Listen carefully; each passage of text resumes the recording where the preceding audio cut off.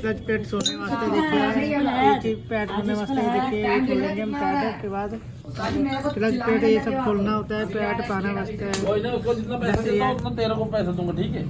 जैसा हुआ है चिल्लाऊंगा नहीं, ठीक है? इसमें 1000 रुपये देते हैं, तेरे को कितने देते हैं? इस सेट खुलेगा, इस अब सेट तो पकड़ खुलेगा गया। देखिए। अब नहीं कह रहे हाँ ठीक है कोई बात नहीं। मैं भी इसको देखिए क्लच ट्रोले में कोई बासल नहीं होती है। देखिए क्लच ट्रोला ऐसे लगा के फिर उसके बाद बासल होती है। 2 डरारी मिलाना पड़ता है टाइमिंग चैन के बाद। क्लच प्लेट तभी सेट बैठेगा, ऐसे नहीं बैठ पाएगा सेट, ऐसे हिलेगा टॉप नहीं हुआ मारे 3 जने।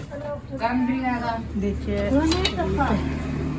क्या रहा उस्ताद जी पैड तो लग गया।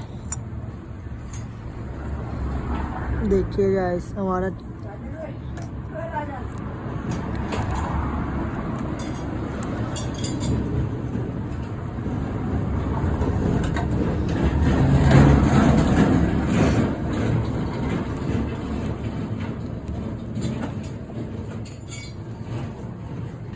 रिंग निकल गया क्या वो?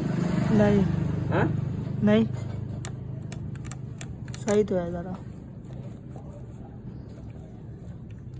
सीधा करो ना पूरा।